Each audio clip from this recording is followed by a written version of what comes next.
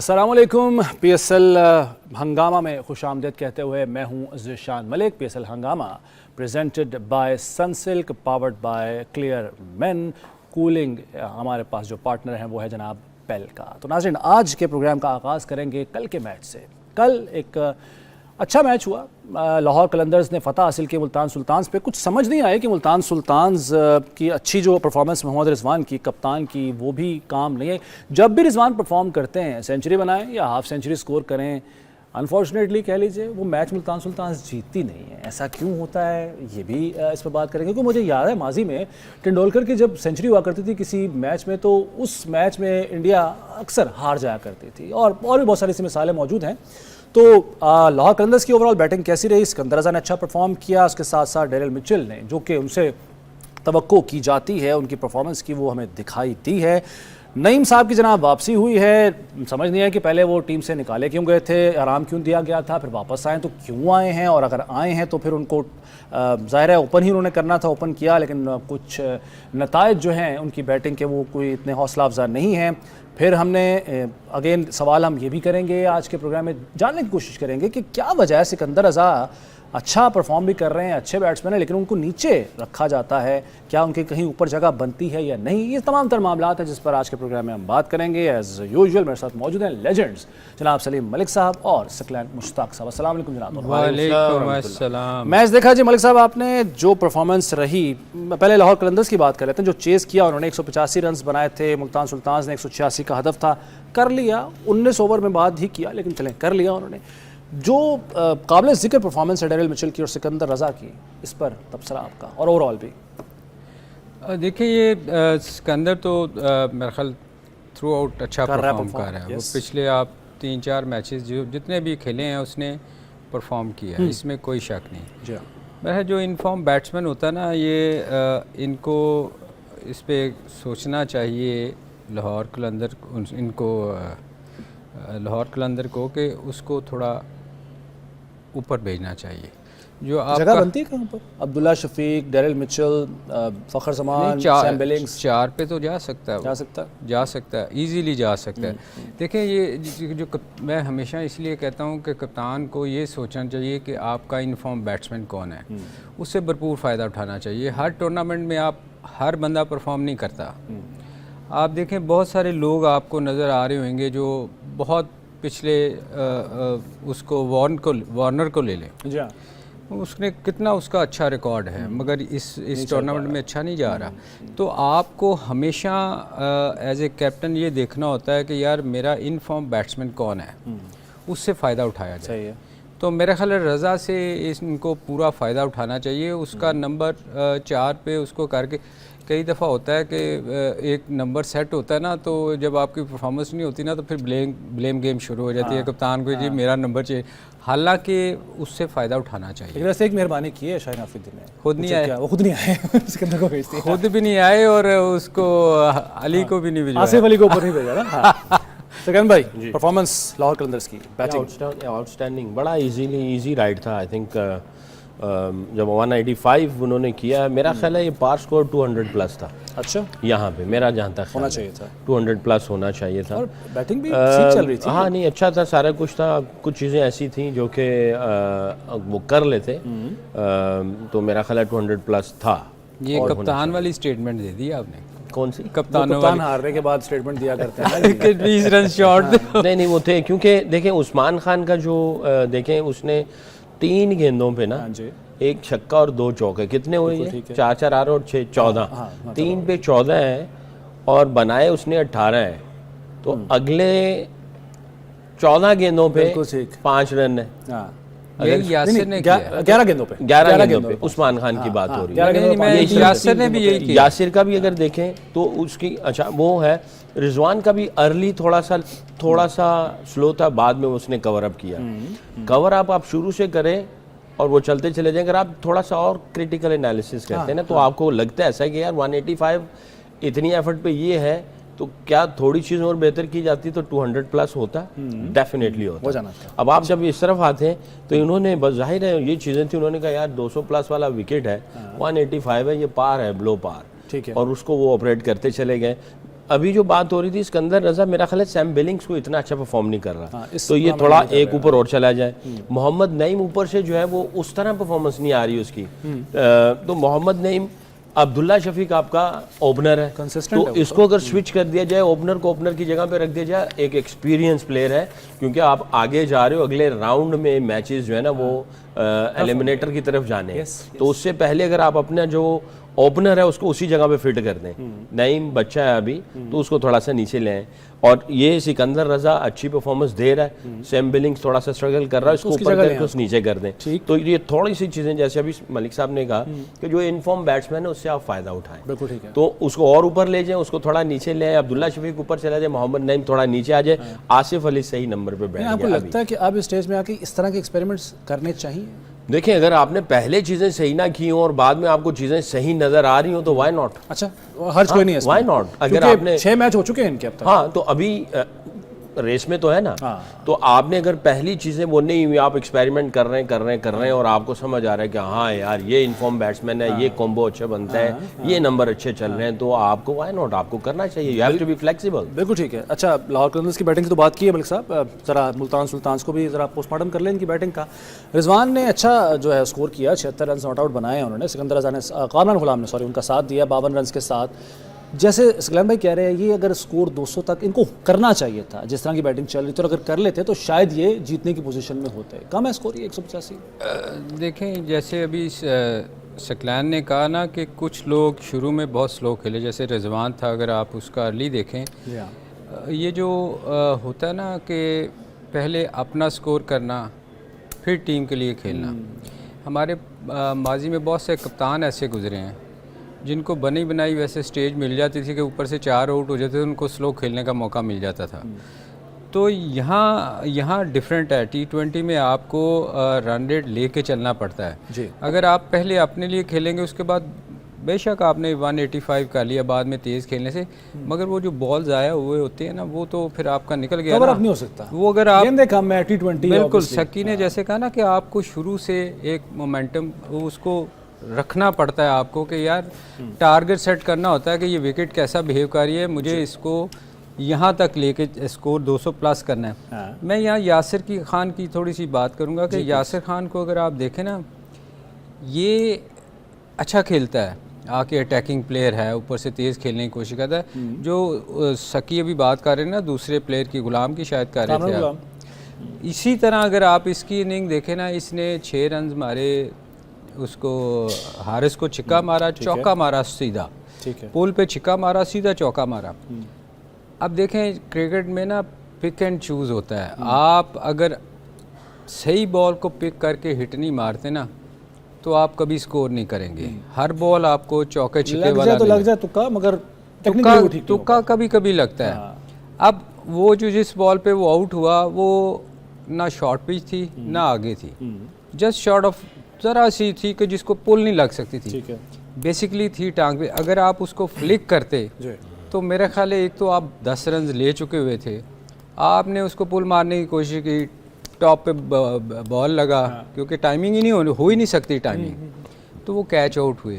तो मेरा ख्याल ये छोटी छोटी टेक्निकल बातें हैं ना, ये वैसे तो मैं अक्सर टीवी पे कमेंट्री करते हुए बहुत सारे लोगों को देखता हूँ, मुझे हंसी आ रही होती है, वो शॉर्ट और उसका ही बता रहे होते हैं, ये नहीं बताते कि इसने गलती क्या की है, क्योंकि आती नहीं है ना, बताना ही नहीं आता। वो उन्होंने सारी स्टाफ है उसको भी इन चीज़ों नजर नहीं आ रही होती, उनको भी ये बताना चाहिए। जो कोचिंग स्टाफ है वो चीज़ें उसको, उस बच्चे को ज़रूर बतानी चाहिए, क्योंकि इसमें टैलेंट है, अच्छा तेज़ खेलता है। ठीक है, ये चीज़ें जो है ना, ये सीखने वाली हैं, और ख़ुद प्लेयर को भी पता होना चाहिए कि यार मैंने अगर 10 रन कर लिए हैं तो मुझे अब ऐसे हिट नहीं मारनी। मेरा अपना ख्याल है, अगर वो फ्लिक करता तो शायद चौका छिक्का मिल सकता था उसको। बिल्कुल ठीक है, यूं मारने की भी मजीद भी बात करते हैं। सकलैन भाई आपकी तरफ मैं आऊँगा, लेकिन ब्रेक का चुका वक्त है, ब्रेक के बाद वापस आते हैं नाज़रीन, और जो कल की परफॉर्मेंस है मुल्तान सुल्तान्स और लाहौर कलंदर्स की, इस पर गुफ्तगू करेंगे।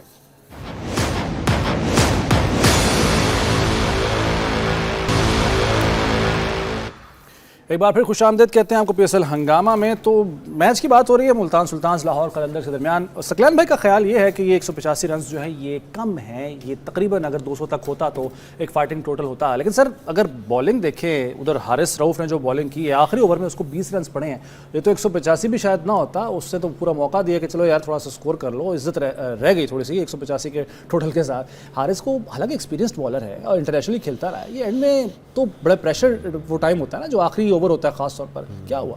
देखिए आखिर वाले में तो हर कोई पिट जाता है जो आखिरी ओवर चल रहा होता है। इसमें हम ये नहीं कह सकते कि भाई जो है ब्लंडर मारा गया या बॉलिंग अच्छी नहीं की गई, क्योंकि वहाँ पे बैट्समैनों के लिए नथिंग टू लूज़, वो बस गेंद देखते हैं और हर चीज़ को उठाने के लिए चल रहे होते हैं। बट मुझे ये समझ नहीं आ रही है कि डैरल मिचेल को मैं नहीं समझता कि ये 4 ओवर वाला बॉलर है। काफ़ी अरसे से ये 4 ओवर नहीं कर रहा था, न्यूजीलैंड से भी ये 4 ओवर नहीं कर रहा था। ठीक है, इसको 4 ओवर कराने की बजाय मैं ये समझता हूँ सिकंदर रजा और आसिफ अफरीदी जो बॉलर है, इसके 4 ओवर दोनों में से आसिफ अफरीदी को रिगार्डलेस 4 ओवर पूरे होने चाहिए। अच्छा। ठीक है 2 में 22 दिए हैं, मगर देखें आपके पास 5 बॉलर ऐसे होने चाहिए जो 4-4 ओवर वाले पक्के हों और आप रिगार्डलेस उनको लेके चल रहे हों। छठा बॉलर आपका तब लगेगा कि अनलेस अनटिल कि भाई बहुत ज़्यादा टर्निंग है तो आपके पास एक टर्निंग वो है तो आप उसको बीच में से 1-2 ओवर करवा दें। जो पक्का बॉलर है वो 4 ओवर का कोटा ज़रूर करेगा। तो यहाँ पे आसिफ अफरीदी को जो है वो 4 ओवर का कोटा पूरा नहीं हुआ। सिकंदर रजा जो है, जो कि मैं ये समझता हूँ डैरल मिचेल अभी बॉलिंग कर रहा है। हाँ जी। पिछले 1.5-2 सालों से मैंने भी इनके साथ न्यूजीलैंड के साथ काम किया, ये बॉलिंग नहीं कर रहा था। तो ये क्या अभी ऑलराउंडर बनने के चक्कर में आ रहा है या अभी इसने बॉलिंग शुरू कर दी? करता है, ऐसा नहीं कि नहीं करता, क्या इश्यूज थे। हाँ, मगर आपको सिकंदर रजा के अंदर पोटेंशियल है। आसिफ अफरीदी के 4 ओवर पूरे हैं, क्योंकि जब आप आगे जा रहे हो तो आपने अपने पक्के पत्ते जो है ना वो इस्तेमाल करने, ये नहीं कि स्टपनियाँ लगाई जाए। और तो अगर ये थोड़ी सी चीज़ें कर लेते तो मेरा ख्याल है ये 185 से थोड़ा सा ये नीचे ले आते। हारिस रऊफ का एक ओवर जो लग गया एंड में, आप नहीं कह सकते, वो आप एंड में किसी को भी लग जाते हैं, बड़े बड़ों को लगते हुए देखे, शोएब अख्तर को लगते हुए देखे। सही कुछ कह रहे थे आप। देखिए ये पिछले कई सालों से आप देख रहे हैं, मैंने नहीं कभी देखा हारिस रऊफ को कि उसने आके कोई पहले ओवर में 2 या 3 स्कोर दिया हो, बहुत कम, एक आध मैच शायद हो। वो अपना पेट, उसका एक सिस्टम है जिसमें उसने पहले ओवर में 12-13 स्कोर ज़रूर देना है और एंड में भी मार खानी, क्योंकि ये वेरिएशन से बॉल नहीं कर रहा।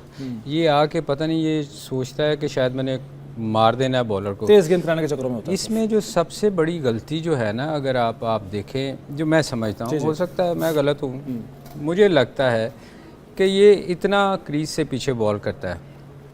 ठीक है, इतना पीछे से करता है। आप अगर देखिएगा कि फ्रंट जो नो बॉल की लाइन है उससे, उस पॉपिंग क्रीज से ये इतना पीछे से बॉल करता है। ठीक है, एक तो आपकी पेस कम हो जाती है, सही है, प्लस आपको बैट्समैन को टाइम मिल जाता है रीड करने का, क्योंकि आप दूर से बॉल फेंकते हैं ना। आप देखें जितने भी फास्ट बॉलर नो बॉल हो जाते हैं, मैं मानता हूँ, मगर इसने जब से पाकिस्तान टीम में आया है, पाकिस्तान कोचेज़ ने या उसने ये कोशिश नहीं की कि मैं यार थोड़ा आगे से बॉल करने की कोशिश करूँ। उससे इसको, और जो क्योंकि तेज़ है, ठीक है ना, जब आप आगे से करेंगे ना आपको टाइम कम मिलेगा बैट्समैन को पिक करने का। मतलब उस पर किसी ने आज तक वर्क ही नहीं किया। मैं हैरान हूँ, मैं पिछले कई सालों से कह रहा हूँ यार इसको ठीक कर लो, इसको आपकी पेस आगे से बैट्समैन को पिक करने में बड़ी प्रॉब्लम होगी। सकी अगर आप खुद अंडरस्टैंड करो, आप जब क्रीज से दूर से बॉल करेंगे आपको बहुत टाइम मिलेगा। वो जो पीछे भी करता है या आगे करता है ना, वो इतना बैट्समैन को टाइम मिल जाता है कि वो उसको शॉट खेलने में कोई प्रॉब्लम नहीं होती। बिल्कुल सही है। तो एक तो ये चीज़ है कि उसको इस पे काम ज़रूर करना चाहिए। अब पता नहीं अब वो करता है कि नहीं करता। हर मैच में वो 40 से, मैंने किसी इस 5 मैचों में देख लें, मैंने शायद एक आध मैच ऐसा हो, अदरवाइज़ उसको 10 के रन्स की एवरेज से अगर आप जाते हैं तो टीम को तो कोई फ़ायदा नहीं। अगर आप 2 आउट भी करें तो इस पर उसको, हमारा स्ट्राइक बॉलर है पाकिस्तान के लिए रेगुलर खेलता है, उसको इस पर काम करना चाहिए। लेकिन अब आपकी राय उसके बारे में जो मर्जी हो, जो पैसे जो लगा रहे हैं, जो अली तरीन साहब है उनका फेवरेट बॉलर है, वो इसको प्रेफर करते हैं। इसको और दूसरा मैं दूसरा आपको बताऊं, जो सकी ने अभी बात की ना कि अफरीदी को बॉलिंग ऊपर करनी चाहिए थी, ये आसिफ को। हाँ, देखें ये कैप्टन की ड्यूटी होती है। जब आप देखते हैं ना कि एक टीम का स्ट्राइक रेट इतना अच्छा नहीं है, ये एक अच्छे कप्तान की निशानी होती है कि उस वक्त वो अपने उन बॉलरों को लगाए जिनको उसको डर होगा कि यार इनको बाद में मार पड़ेगी। सही है। तो उसमें वो ओवर निकालने की उनकी कोशिश करे और दूसरों को बचा के रखते हैं एंड तक के लिए, जो अच्छे बॉलर। देखें ना, उसमें दो चीज़ें हो सकती हैं कि एक तो वैसे ही स्लो रन रेट है, अगर उसमें विकेट मिल गई तो और उसको फ़ायदा हो जाएगा, वो उसकी ओवर भी निकल जाएंगे दोस्त। तो ये कप्तानी का आपको यहाँ से भी आप अक्सर बात करते हैं ना, तो इसलिए मैंने कहा था शादाब बेहतर कप्तान है, क्योंकि कप्तानी सीखनी पड़ती है, बहुत सारी चीज़ें आपको देखनी होती हैं। दुरुस्त है सर। बॉलिंग मुल्तान सुल्तान की आकिब जावेद कुछ थोड़े से एक्सपेंसिव साबित हुए हैं। अगर कल देखे बादशाह ठीक है, स्कोर उनको पड़ा, लेकिन उन्होंने 2 विकेटें भी साथ साथ ली हैं। ओवरऑल कैसे देखते हैं जो बॉलिंग जो की है मुल्तान सुल्तान ने, क्योंकि स्कोर भी ज़ाहिर कम था, उसको डिफेंड करना मुश्किल होता है ऑब्वियसली। देखिए, मुझे ये समझ नहीं आ रही शफल क्यों कर रहे हैं। आकिफ जो है वो डोमेस्टिक में नया गेंद करता है, पहला ओवर करता है, जैसे शाहीन अफरीदी पहला ओवर करता है। शाहीन अफरीदी के अगर आप पहले ओवर का रिकॉर्ड निकाल दें, T20 में जो सबसे इकोनॉमिकल ओवर है जब से T20 शुरू हुई और अब तक, वो पहला ओवर। सही स्टैट्स बताते बिल्कुल ठीक है। सबसे इकोनॉमिकल ओवर जो है वो पहला ओवर है, क्योंकि बैट्समैन जब भी आते हैं, चाहे वो पहली इनिंग हो चाहे दूसरी इनिंग हो, सबसे इकोनॉमिकल ओवर ओवरऑल निकाला जाए तो वो पहला ओवर होता है। बैट्समैन देखते हैं टाइम, पिच, क्या कंडीशन, ये वो आते हैं और आके वो देखते हैं। ठीक है। 2-3 गेंद ऐसे निकलते हैं, आपका जनाब ओवर निकल जाता है। सही है। तो ये हमने, जब मैं हेड कोच बना तो इंडिया के खिलाफ हमारा पहला मैच था और पहली मरतबा हम इंडिया से वर्ल्ड कप में जीते, वो वाला मैच था। इमाद वसीम पहला ओवर करता था, तो हम लोग वर्किंग कर रहे थे कि यार एक एक ओवर को डिटेल में देख रहे थे कि एक ओवर की क्या इकोनॉमी है, उसका स्ट्राइक क्या है और उसमें क्या क्या चीज़ें हैं, प्लेयर बाय प्लेयर सारा काफ़ी वर्किंग करने का पता चला ये पहला ओवर है। ओके। तो फिर स्विच किया गया। इमाद वसीम पहले पहला ओवर करता था, तो उससे मैंने रिक्वेस्ट की शाहीन को, मैंने कहा नहीं तुम पहला ओवर करोगे, इसको स्विच करेंगे। बाबर को समझाया कि हम बजाय इकोनॉमिकल जाएं, हम पहले में आउट करने के लिए जाएंगे, और विकेट मिली भी। इकोनॉमिकल तो है ही है, हम अटैक करने के लिए जाएंगे। तो तब से फिर शाहीन जो है ना वो पहले ओवर पे आया और उसने पहले ही ओवर में 2 आउट किए। बिल्कुल ठीक है। अब आप ये देखें, आकिब जावेद पहला ओवर करता है और वो अब कौन से नंबर पे आ रहा है। जब आप ये छोटी छोटी चीजें बड़ी इंपॉर्टेंट है, आप किसी का रोल चेंज कर देंगे ना तो उसकी परफॉर्मेंस बिल्कुल ठीक है। ब्रेक का वक्त तो इसके नाज़रीन ब्रेक लेते हैं, पीएसएल हंगामा में दोबारा हाजिर होते हैं कुछ देर में।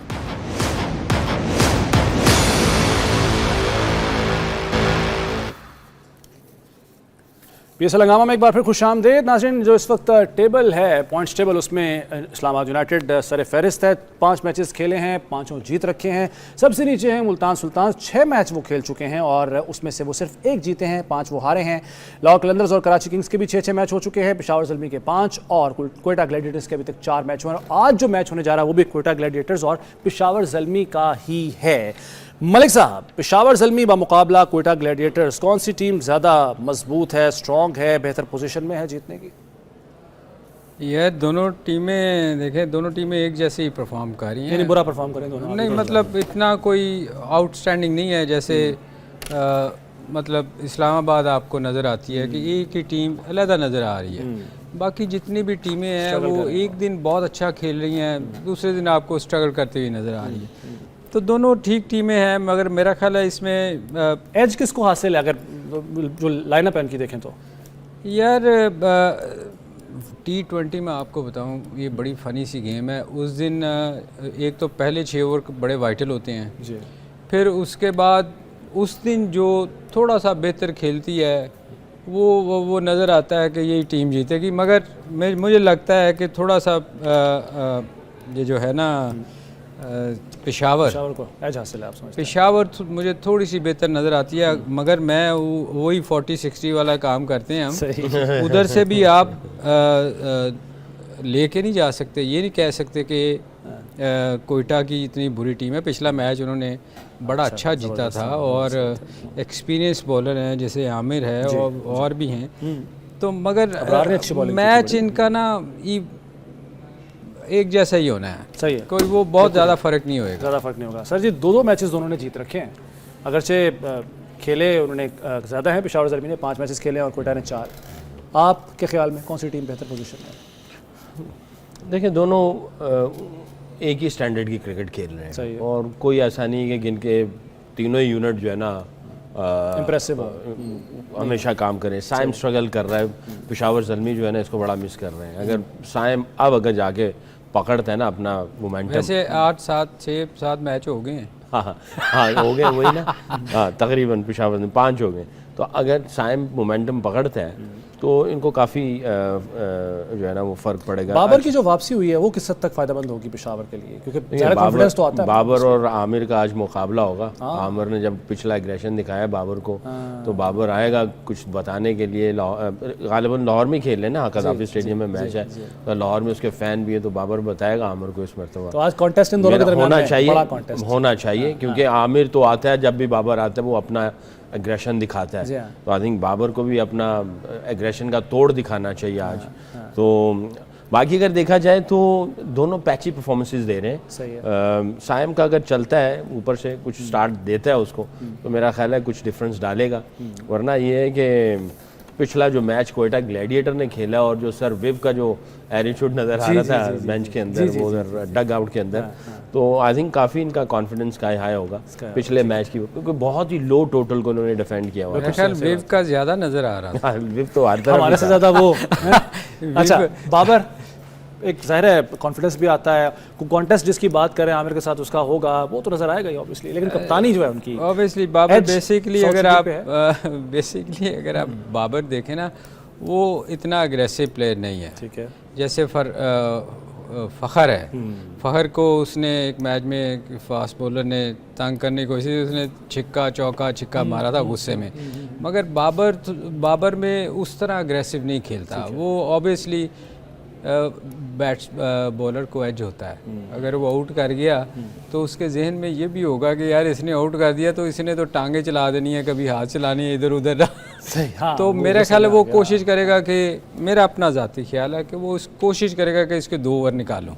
अच्छा, इसको मौका ना दूं वो उछलने कूदने का।